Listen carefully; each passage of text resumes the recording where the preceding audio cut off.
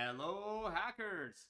Welcome to pwn.college. I'm Jan, and today we're going to be talking about how to make a living with cybersecurity. Um, Maybe a better question: how not to make a living? Well, cybersecurity is an awesome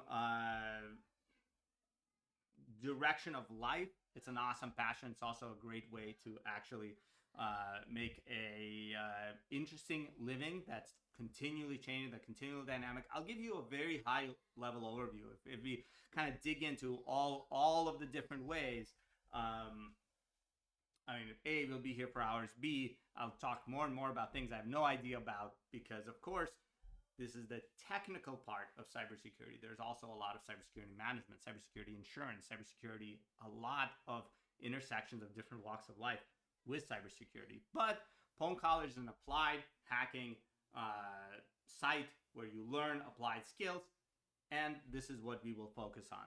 Different paths from here, not all different careers in cybersecurity. Maybe one day we'll do something about all different careers, and it'll be a 3-hour long video, and someone will loop it into a 300-hour long video, and you can just hear my voice forever. Or we're thinking about launching a little, not quite a podcast, but a regular event where we talk to people that have started from learning about cybersecurity and then started doing cybersecurity and pushing into that. Anyways, we'll think about it. All right, so what are some paths forward? Well, path number one that probably people are most familiar with in terms of buzzwords is penetration testing, right? A penetration tester is a cybersecurity professional who's hired by companies to kind of figure out their weaknesses. The companies will hire a penetration tester and say, okay, hack into us. Whether that is try to get into the front door and blah blah blah, or get from the outside into our network, or from a vantage point on our network, figure out what an attacker could do. And this can be super cool. The awesomeness about it is you're being paid to break into companies. How awesome is that, right? So you are an actual hacker. So all of these, hacker movies you see where people like break into a company, you're doing that as a living. And it can be pretty varied, right? There's this and that and this company and that company. They're all very different, and they might all hire you, and you can kind of stay fresh in that regard. The cons is a lot of people get kind of worn down because generally the security issues you find, or the security issues that you're looking for explicitly because they happen to be the most commonly spread ones, are kind of what people might classify as less exciting if you want to be writing custom exploits like you do on this site. Generally, you're looking for unpatched systems or configuration issues. You're checking like best practices, and you say, yeah, even though we couldn't exploit this, or I don't have a proof of concept exploits for you, you're using some outdated crypto, you're using MD5 sum for something, and you should probably upgrade it.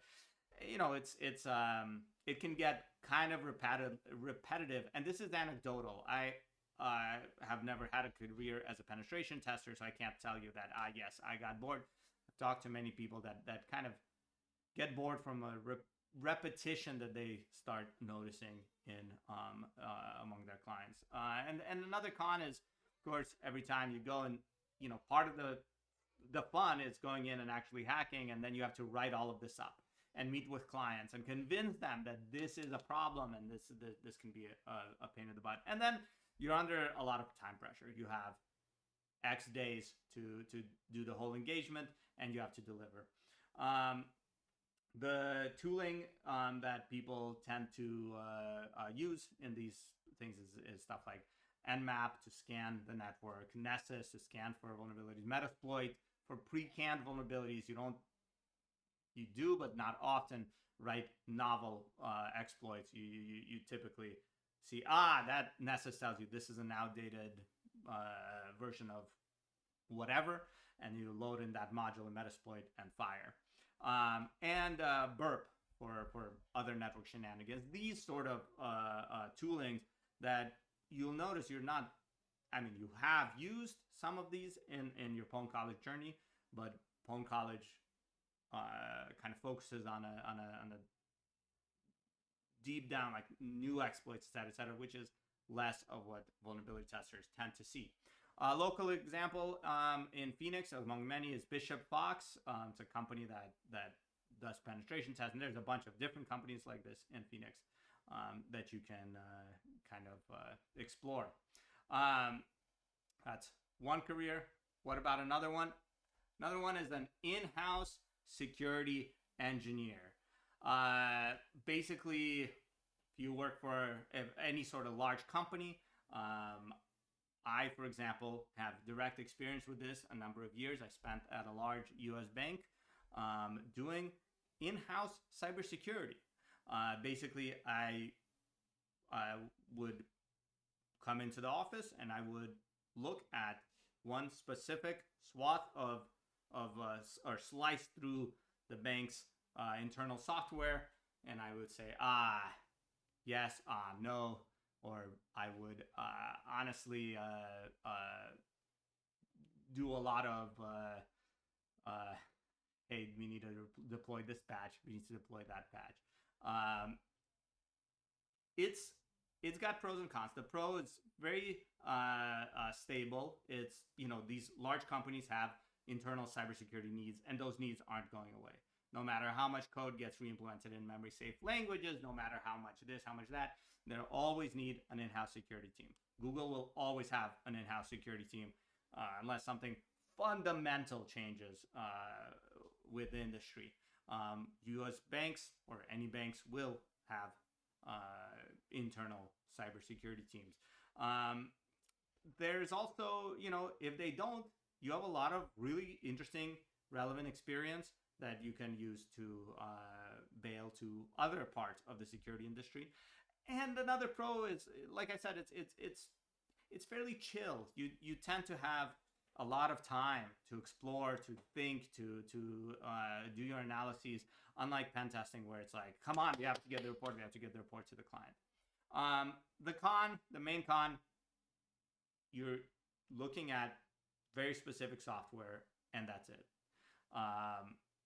So at this bank, I was looking at a specific software stack that the bank was extremely interested in making sure was secure. And for years, I was staring at this software stack. That's not everyone's experience, but it is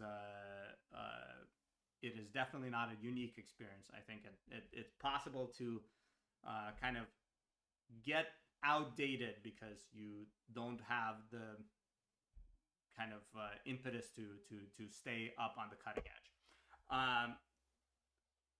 which is actually what ended up ejecting me back into academia. So another con, depending on where you are, there might be internal politics where security is not a priority, because security doesn't actually make money, it just costs money, and a lack of security is only noticed during complete disaster situations, which rarely happen. And in those disaster situations, the in-house security team gets blamed anyways. So it's kind of can be frustrating in this regard. What do you do all day? Well, you can build analysis tools, static, dynamic, to find bugs in software. You use, depending on the scale of the systems that you are responsible for, you can you might be scanning things, you might be playing around with web vulnerabilities, and you can find this again at any sufficiently large company is going to have a security group. So this is a very viable thing. Like, if you want to just cold apply out, this is a viable. That's what I did. I applied went on monster.com when I graduated, apply, boom. Okay, so another route. You can be a security engineer in the public sector. Now, traditionally, this is extremely stable and chill sort of gig. This might not be accurate nowadays in terms of stability and chillness, but historically, there's a huge demand and not a lot of chaos. Of course, the public sector has other cons as well. There is compensation is oftentimes lower than the private sector, et cetera, et cetera. And then in terms of actually getting the job, there's oftentimes, depending on your specific situation, citizenship or clearance requirements that are very difficult to meet. So there's a bit of an issue there, but still I'd recommend that it's a path that I can recommend based on friends' experiences, and I'm happy to help put people in touch that have earned pwn.college belts and so on, that I can vouch for this path. The tooling similar to the in-house security people, maybe with a little more emphasis from what I've seen on actually finding and developing novel vulnerabilities, developing proof concept exploits for them, and so on. All right. Now, one of the kind of often perceived as more desirable as the vulnerability researcher. This is a interesting class of security jobs. These are the ninjas that, or maybe the samurai that pledge allegiance to their local vulnerability research company. They're kind of like rock bands on this slide. They will go and they'll find targets that are interesting or that they have been hired to look at, and they'll find novel vulnerabilities in them. They will exploit those vulnerabilities. They'll apply a heck of a lot of the techniques and tools and approaches that you have learned throughout pwn.college. They might actually do a whole variety of things. There might be a new target every week, or they might specialize on one specific target. But when they do one specific target, those targets tend to be very large. We're talking about the Linux kernel, or the Mac OS kernel, or Chrome, or something along these lines. Cons is there's often pressure to deliver because, again, you have your job is to find these vulnerabilities and build exploits and stuff. It can be a pretty high pressure environment, and it's easy for these kind of companies or these groups to step into some controversy. We opened this platform with a discussion on cybersecurity ethics. If you're taking any course on this platform, you likely start out a discussion on cybersecurity ethics, and that might have included the example of Hacking Team, which, because of certain clients they had certain people had strong ethical concerns with Hacking Team's operations. It's very easy to, and recent history is rife with examples of companies that have similar situations. It's easy to get into weird situations as a vulnerability research company. So make sure that the company that you are working with has a strong moral compass in that regard, and those exist. At ASU, we have a course, CSE 598, Applied Vulnerability Research, where students act as vulnerability researchers to find and exploit vulnerabilities and then responsibly disclose them in real software. It's a super fun course. Highly recommend you take it if you're interested in this path. Now, an extreme of this, right? So I said the rock band or the samurai or the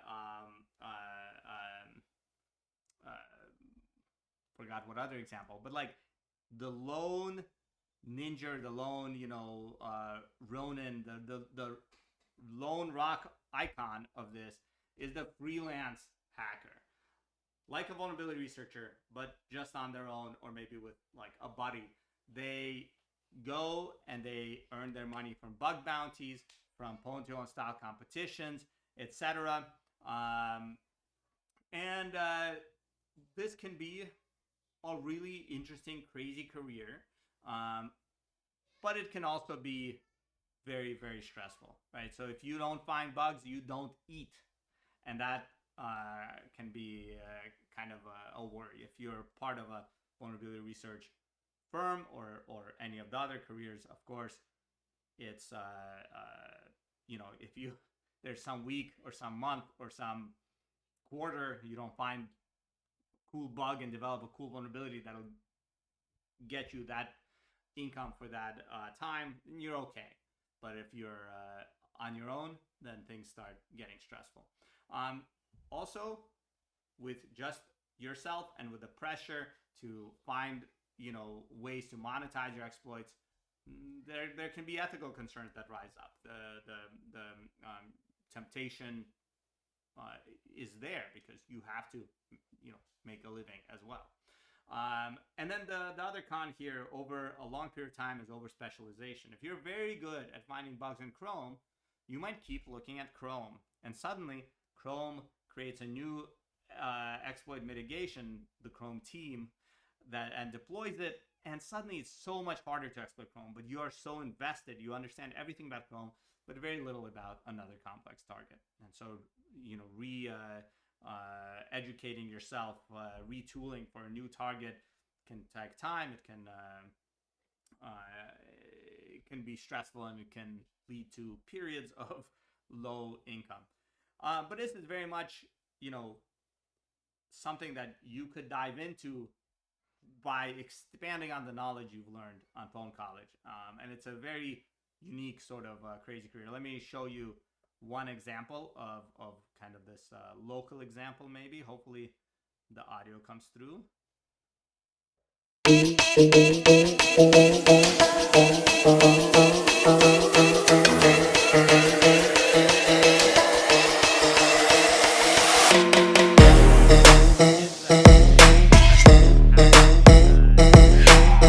Hi everyone, I'm Dustin Childs and welcome to Day 3 of Pwn to Own for Vancouver 2019, where our only category entries today are in Automotive.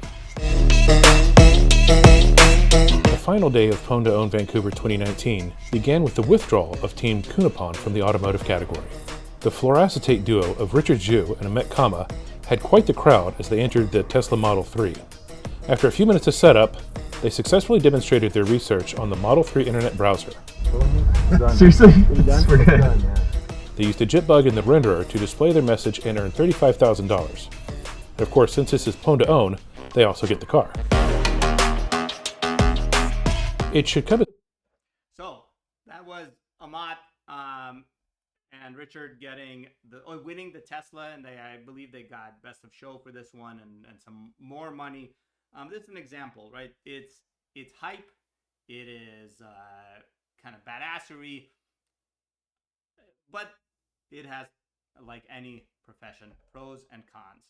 Speaking of pros and cons, another profession near and dear to my heart, you can become a cybersecurity professor, right? All it takes is going to graduate school, starving or borderline starving for a couple of years, and developing a nose for research and ideas on where the field should go next. There's a lot of pros. There's a lot of academic freedom, a lot of freedom to pursue your research interests, et cetera.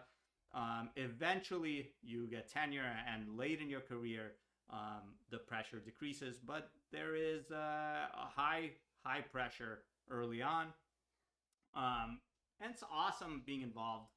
Speaking as a professor, awesome being involved continuously, perpetually in the cutting edge, varied research my students undertake. It's awesome. You get to be around absolute geniuses. You get to feel what it's like to be young, at least at heart.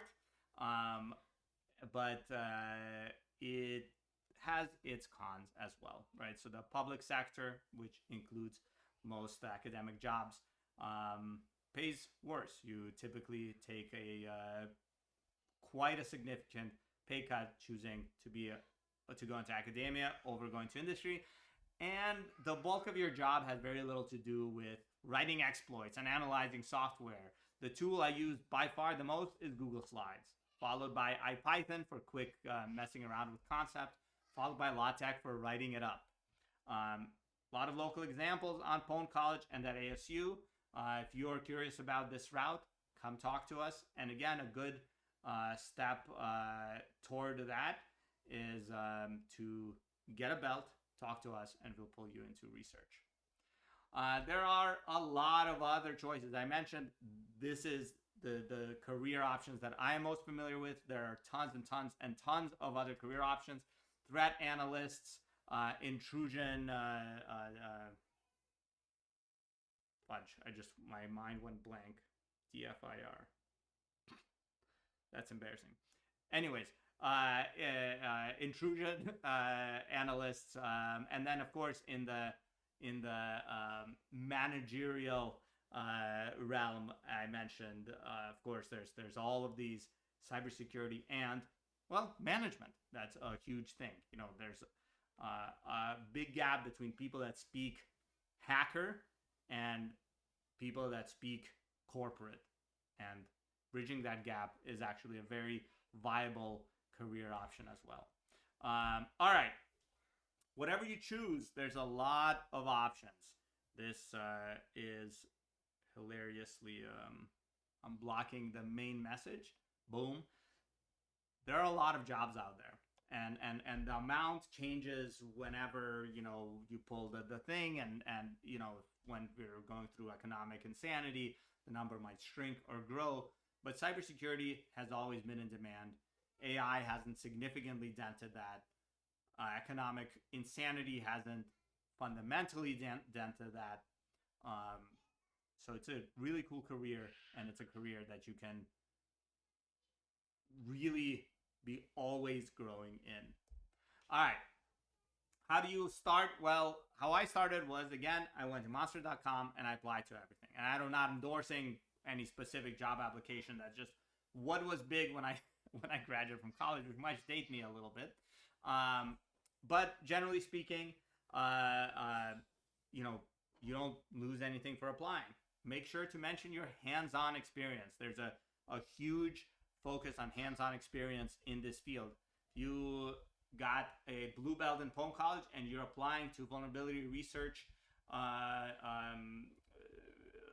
jobs, write that you got a blue belt. Say, hey, I've actually reverse engineered a kernel module to find a bug and pwn it through a vulnerable user space program. Like, that's awesome stuff. People like it.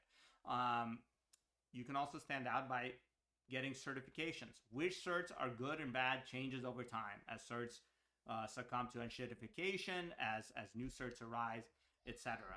They might or might not help you get far, but they won't be what gets you hired, typically.